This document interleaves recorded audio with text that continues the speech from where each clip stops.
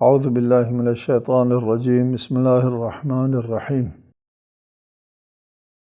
الحمد للہ رب العالمین والصلاة والسلام علی اشرف الانبیاء والمرسلین وآلہ الطیبین الطاہرین۔ اعوذ باللہ من الشیطان الرجیم خذ من اموالہم صدقۃ تطہرہم وتزکیہم بہا وصل علیہم ان صلاتک سکن لہم واللہ سمیع علیم۔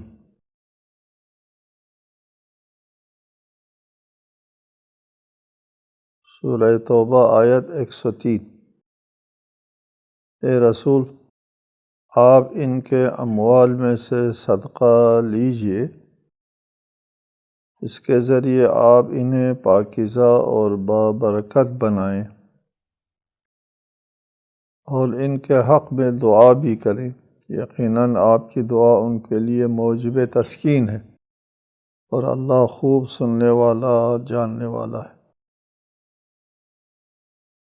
آیت کا تسلسل تو ان لوگوں کے بارے میں ہے جو جنگ تبوک میں پیچھے رہ گئے تھے۔ کچھ لوگ جان بوجھ کر کے پیچھے رہ گئے جن کے دلوں میں نفاق تھا، اور بعد میں ان لوگوں نے عذر تراشنا شروع کیا، اور جن لوگوں کے دلوں میں نفاق نہیں تھا، ایمان کی کمزوری تھی، ان لوگوں نے اپنے گناہ کا اعتراف کیا، اور اعتراف گناہ میں ان لوگوں نے کچھ مالی کفارہ دینے کا ارادہ کیا۔ رسالت مآب نے فرمایا کہ میں تمہارا مال یا تمہاری توبہ قبول کرنے سے حکم الہی آنے تک، وحی کے نزول تک کوئی جواب نہیں دیتا۔ چنانچہ وحی نازل ہو رہی ہے، توبہ کی قبولیت کے بارے میں اگلی آیت میں ہے، اور ان سے مال کے وصولی کے بارے میں۔ اس حساب سے تو خذ من اموالہم صدقۃ تطہرہم وتزکیہم بہا، کہ ان کے اموال سے صدقہ قبول کریں آپ۔ خود یہ مربوط ہوتا ہے ان لوگوں کے ساتھ جن لوگوں نے توبہ کیا ہے، اپنے گناہ کا اعتراف کیا ہے، اور اس کے عوض میں، اپنی اس کوتاہی کے عوض میں کچھ مال اور دولت جو ہے اسلامی بیت المال کے لیے دینا چاہتے ہیں۔ یہ ان کے بارے میں۔ بعض مفسرین کا موقف یہ ہے کہ نہیں، یہ مطلق واجبات مالی زکوٰۃ کے بارے میں، کہ ان سے زکوٰۃ آپ وصول کریں۔ بہرحال دونوں صورتوں میں بات مال کی ہے، صدقہ کی ہے۔ صدقہ، زکوٰۃ کو بھی صدقہ کہتے ہیں، اور ہر وہ جو راہ خدا میں دیا جاتا ہے اس کو صدقہ کہتے ہیں۔ فرق ہے یہاں پر اسلامی اصطلاح میں، صدقہ اور خمس میں فرق ہے۔ صدقہ یا زکوٰۃ اس کو کہتے ہیں جو مالی نصاب پورا ہونے کے بعد دینا ہوتا ہے، خواہ اس کو دینے والے کو اس مال کی ضرورت ہو تو بھی دینا ہوتا ہے۔ اس لیے اس زکوٰۃ کو میل کچیل کہا ہے، کہ لوگوں سے یہ لیا جاتا ہے نصاب کی بنیاد پر۔ خمس جو ہے وہ نصاب کی بنیاد پر نہیں ہے، بچت میں سے ایک حصہ لیا جاتا ہے، ضرورت سے نہیں لیا جاتا۔ فرق ہے ان دونوں مالوں میں۔ زکوٰۃ جو ہے وہ نصاب سے لیا جاتا ہے، خمس بچت سے لیا جاتا ہے۔ نصاب سے لیا جاتا ہے، خواہ دینے والے یعنی جس کے پاس نصاب پورا ہے اس کو خود اس مال کی ضرورت ہو تو بھی لیا جاتا ہے۔ خمس میں ایسا نہیں ہے، اس کی ضرورت سے جو بچ جاتا ہے اس میں سے ایک حصہ لیا جاتا ہے، 5 میں سے ایک، اور 4 حصہ پھر بھی اسی کے پاس رہتا ہے۔ اس آیے مجیدہ میں فرمایا خذ من اموالہم صدقۃ، ان کے اموال میں سے صدقہ لے لو، صدقہ واجبہ ہو یا مستحب ہو، دونوں کے لیے یہ اوصاف جو یہاں پر بیان ہوئے ہیں۔ 2 اہم اوصاف صدقہ جو مال دیا جاتا ہے،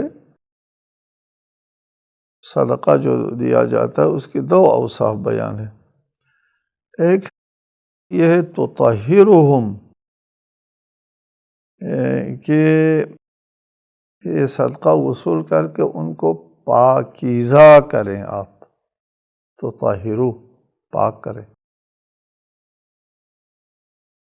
وتزکیہم، ان کو بابرکت بنائیں۔ زکوٰۃ نمو کا کہتے ہیں، نمو، بابرکت،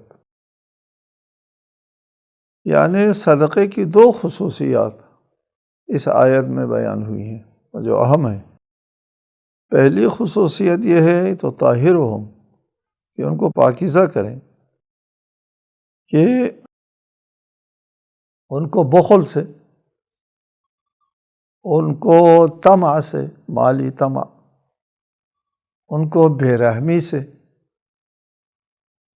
ان کو دولت پرستی سے پاک کرے۔ صدقہ دینے میں انسان کی بڑی طہارت ہوتی ہے، باطنی۔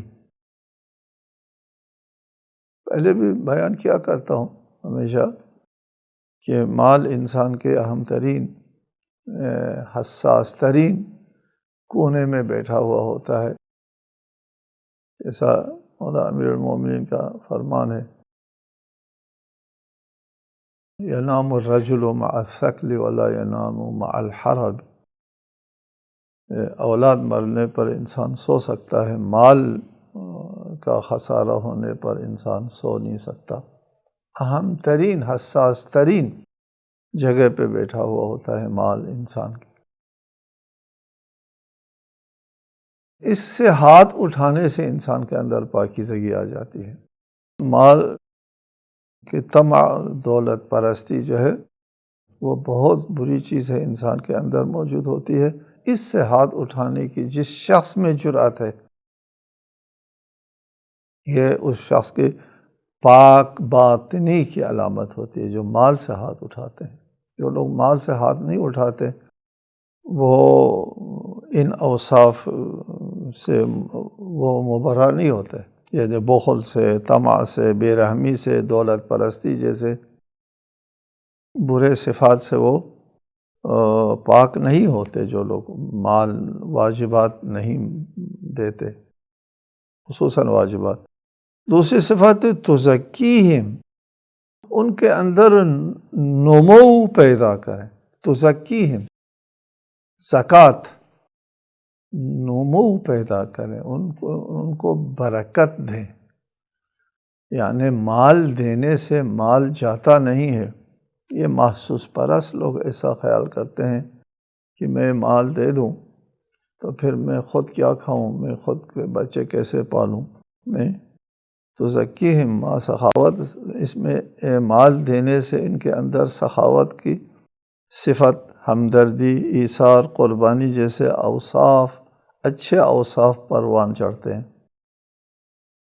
زکوٰۃ نمو، اچھے اوصاف کی، ایثار اور قربانی کی، اور دولت پرستی جیسی بری صفت، طمع جیسی بری صفت جو ہے، پاک ہو کر اس سخاوت اور ایثار اور قربانی جیسے اوصاف اس کے اندر پروان چڑھتے ہیں۔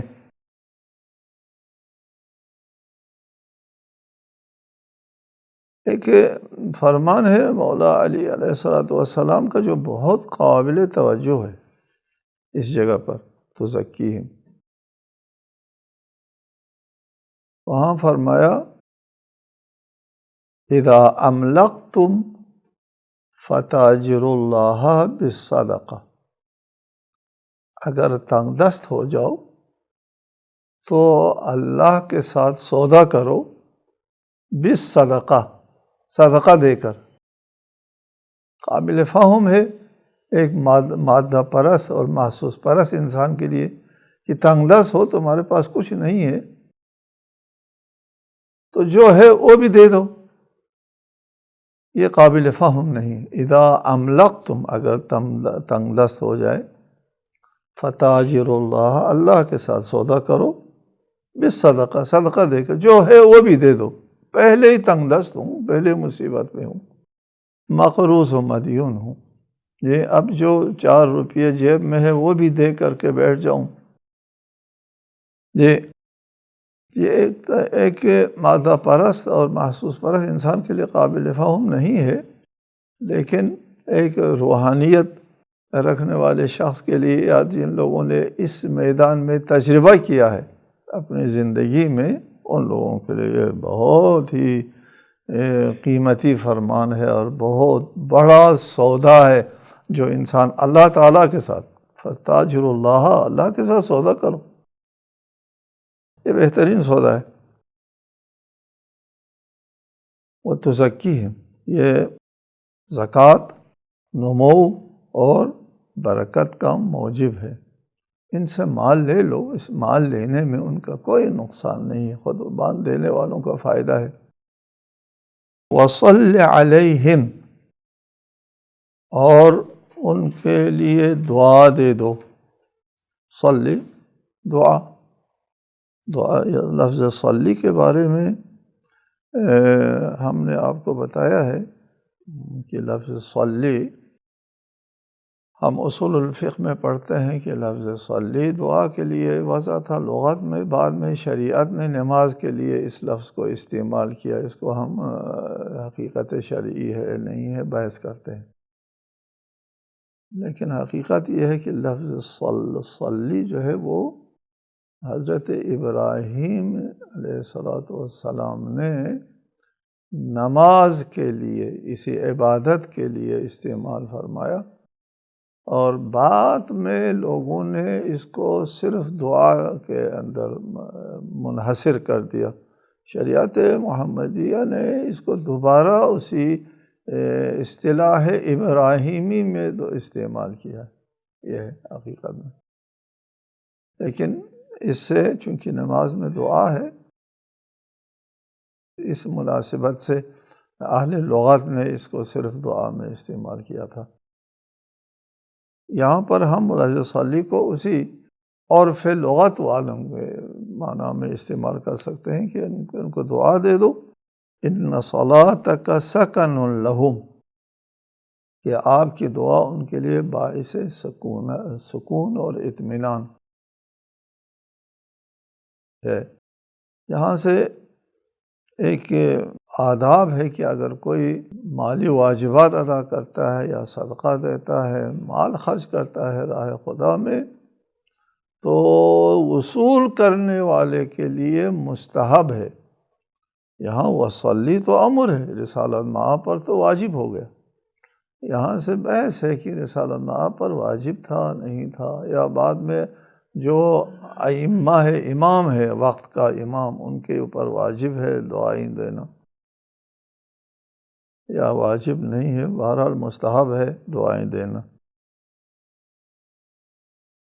مال وصول کرنے کے بعد ان کے لیے دعائیں دینا چاہیے، اس لیے کہ حضور کی دعا تو سکن لہم، ان کے لیے باعث سکون و اطمینان ہے۔ اور پھر حضور کی دعا، حضور اگر کسی کو دعا دیں تو اس لیے کہ رسالۃ مآب کی دعا جو ہے وہ یقیناً قبول ہوگی، اس لیے ان کے لیے یہ جو احساس ہوتا ہے کہ میں نے مال دیا ہے، پھر بھی انسان کے اندر ایک احساس سا ہوتا ہے مال دیتے ہوئے دل پر تھوڑا سا بوجھ اٹھانا پڑتا ہے، وہ بوجھ ہلکا ہو جاتا ہے، اور ایک خلا سی محسوس ہو سکتی ہے کہ میری مال دولت جو ہے وہ چلی گئی، مال چلا گیا، اس خلا ایک بے سکونی سی پیدا ہو سکتی ہے مال دیتے ہوئے۔ انسان جرأت کرتا ہے اپنے اس طمع کا مقابلہ کرتے ہوئے، اس لالچ کا مقابلہ کرتے ہوئے، مال پرستی جو انسان کی جبلت کے اندر رچی بسی ہوتی ہے، اس کا مقابلہ کرتے ہوئے، اس پر غالب آتے ہوئے انسان مال دیتا ہے، لیکن مال کی محبت سرے سے وجود میں نہ ہو نہیں ہوتا۔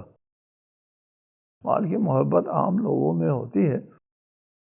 اس لیے جب حضور کی طرف سے یا اخذ کرنے والے کی طرف سے دعا ہوگی تو وہ جو خلا اس کے اندر وجود میں آئی ہے مال و دولت دینے سے، اضطراب اور پریشانی سے آئی ہے، اور اس کا تدارک ہو جاتا ہے۔ سکن لہو، یہ سکن یعنی ان کو سکون اور اطمینان ملتا ہے۔ اس کا مطلب یہ ہے، اشارہ ہے اس میں کہ مال دیتے ہوئے تھوڑا سا اضطراب آ سکتا ہے، وہ اضطراب دور ہو جاتا ہے۔ الم يعلموا ان اللہ هو يقبل التوبة عن عباده ويأخذ الصدقات وان اللہ هو التواب الرحیم۔ کیا انہیں نہیں پتا کہ اللہ ہی اپنے بندوں کی توبہ قبول کرتا ہے اور صدقات بھی وصول کرتا ہے، اور یہ کہ اللہ بڑا توبہ قبول کرنے والا، رحم کرنے والا ہے۔ انہی لوگوں کے بارے میں جن لوگوں نے توبہ کیا، اپنے گناہ کا اعتراف کیا کہ ہم جان بوجھ کر بلا عذر جنگ تبوک میں ہم نے شرکت نہیں کی تھی، ان لوگوں کی توبہ اللہ تعالیٰ قبول فرماتا ہے۔ آیت کی تعبیر عام ہے، پہلے خذ من اموالہم صدقۃ کی طرح یہاں تعبیر عام ہے کہ اللہ توبہ قبول کرتا ہے عن عبادہ، اپنے بندوں سے۔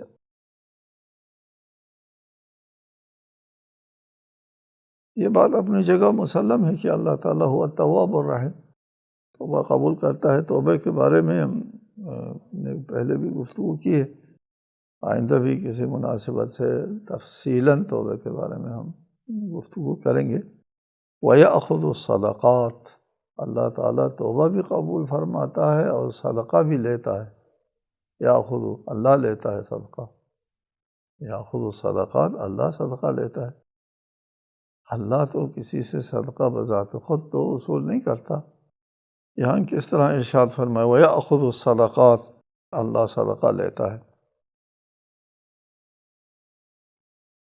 اس کی تفسیر اور توجیہ میں ایک بات تو یہ ہے کہ جو رسالت مآب جو صدقہ لیں گے لوگوں سے، تو رسالت مآب کا ہاتھ کأنہ اللہ تعالیٰ کا ہاتھ ہے، اللہ تعالیٰ لے رہے ہیں۔ وَمَا رَمَيْتَ إِذْ رَمَيْتَ وَلَكِنَّ اللَّهَ رَمَى، رسالت مآب نے جب کنکریاں پھینکی تو اللہ تعالیٰ نے فرمایا اللہ نے پھینکی۔ ید اللہ فوق ایدیہم، جب لوگ آپ کی بیعت کر رہے تھے تو اس وقت رسول اللہ کا ہاتھ ان کے ہاتھ کے اوپر سے بیعت لے رہا تھا، لیکن اس کو اللہ نے اپنا ہاتھ قرار دے دیا۔ اس وجہ سے یہ تعبیر درست ہے کہ اللہ صدقہ وصول کرتا ہے اپنے رسول کے ذریعے۔ دوسری توجیہ روایات میں شیعہ سنی مصادر میں متعدد طرق سے یہ روایت موجود ہے کہ صدقہ جب انسان صدقہ دیتا ہے تو یہ صدقہ پہلے اللہ کے ہاتھ میں جاتا ہے، پھر سائل کے ہاتھ میں جاتا ہے۔ اس میں مختلف روایات ہیں، میں عبارت پڑھ کے سناتا ہوں۔ تصدقوا فإن أحدكم يعطي اللقمة فيقع في يد الله عز وجل قبل أن تقع في يد السائل، رسالت مآب نے فرمایا صدقہ دے دو کہ جب تم میں سے کوئی شخص ایک لقمہ بھی صدقہ دیتا ہے تو یہ اللہ کے ہاتھ میں جاتا ہے قبل اس کے کہ سائل کے ہاتھ میں جائیں۔ پھر رسالت مآب نے اس آیت کی تلاوت فرمائی وَيَأْخُذُ الصَّدَقَاتِ، خدا صدقہ وصول کرتا ہے، صدقہ اخذ کرتا ہے۔ ہمارے مصادر سے روایت ہے ان صدقۃ اللیل تطفئ غضب الرب، رات کا صدقہ چونکہ کسی کو پتہ نہیں چلتا، اس لیے فرمایا کہ رات کا صدقہ اللہ تعالیٰ کے غضب کو خاموش کر دیتا ہے، وَتَمْحُ الذَّنْبَ الْعَظِيمَ، بڑے گناہوں کو مٹا دیتا ہے، وَتُهَوِّنُ الْحِسَابَ، قیامت کے دن حساب کو آسان کر دیتا ہے، وَصَدَقَةُ النَّهَارِ تُثْمِرُ الْمَالَ وَتَزِيدُ فِي الْعُمْرِ، اور دن کو دیا جانے والا صدقہ مال بڑھا دیتا ہے اور عمر میں اضافہ کر دیتا ہے۔ یہاں سے ہمارے ائمہ علیہم السلام کی روایات ہے کہ امام زین العابدین علیہ السلام اور امام جعفر صادق علیہ السلام جب صدقہ دیتے تھے تو سائل کے ہاتھ میں دیتے تھے اور پھر ایک مرتبہ واپس لے کر کے اس کو چومتے تھے، یا کبھی تو اپنے ہاتھ کو چومتے تھے صدقہ دینے والے، اور پھر سائل کے ہاتھ میں اس کو واپس کر دیتے تھے۔ لوگ پوچھتے تھے یہ آپ کیا کر رہے ہیں؟ تو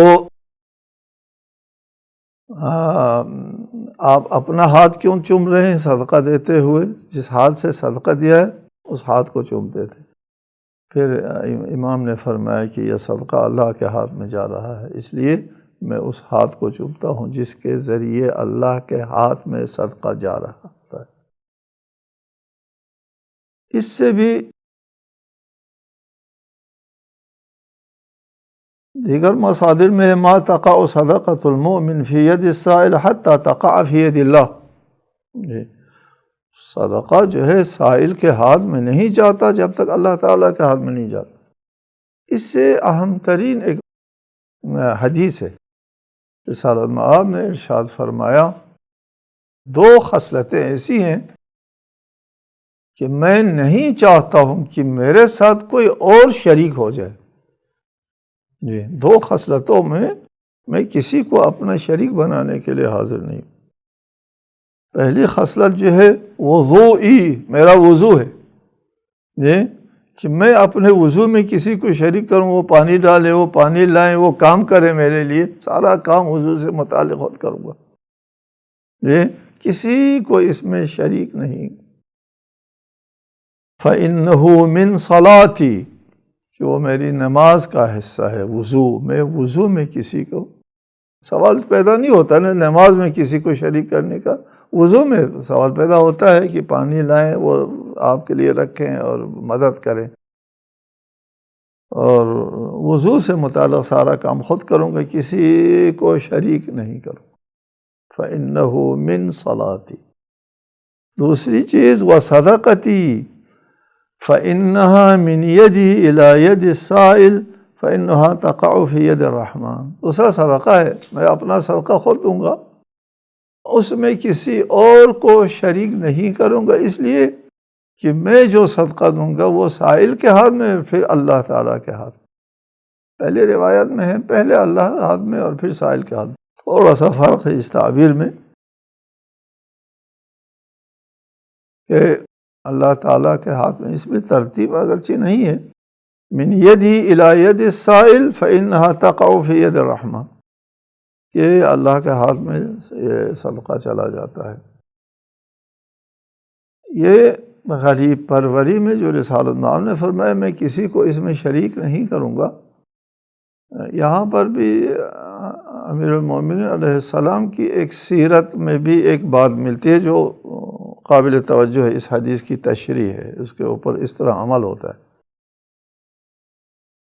کہ امیر المومنین علیہ السلام کی جب حکومت قائم ہوتی ہے تو اس وقت جیسا کہ آج کل حکومتیں جب قائم ہوتی ہے تو وزارتیں تقسیم ہوتی ہیں، کسی کو کیا وزارت دی، کسی کو کیا وزارت دی۔ مولا نے بھی اپنے دور حکومت میں ذمہ داریاں، وزارتیں تو نہیں کہہ سکتے، اس لیے یہ تعبیر نہیں تھی، ذمہ داریاں تقسیم کر کے دے دی، کوئی کسی کو ذمہ داری جو ہے وہ سونپ دی۔ لیکن یہ جو غریب پروری کا جو شعبہ ہے یہ کسی کو نہیں دی، کہتے حتی حسنین تک کو نہیں دی، کسی کو اس میں شریک نہیں کیا۔ دیکھو یہاں پر رسالۃ مآب نے فرمایا اور صدقتی، میں صدقے میں کسی کو شریک نہیں کروں گا، امیر المومنین نے اپنے دور حکومت میں اس صدقہ دینے میں، غریب پروری میں، مساکین کی فریاد رسی میں کسی کو شریک نہیں بنایا اور اپنے پاس رکھا۔ یہ وزارت آج کل کے اصطلاح میں کہتے ہیں نا، یہ وزارت اپنے پاس رکھا۔ یہ غریب پروری کی وزارت حضرت علی علیہ السلام نے اپنے پاس رکھا اور کسی کو اس میں شریک نہیں کیا۔ یہ ہے وَيَأْخُذُ الصَّدَقَاتِ، خدا توبہ قبول فرماتا ہے اور صدقہ بھی وصول فرماتا ہے۔ جو تھوڑا بہت مال و دولت رکھتے ہیں یا مال و دولت کم رکھتے ہیں، وہ اپنے مال و دولت میں اضافہ چاہتے ہیں، ان لوگوں کے لیے یہ احادیث اور یہ سیرت قابل توجہ ہے۔ السلام علیکم ورحمۃ اللہ۔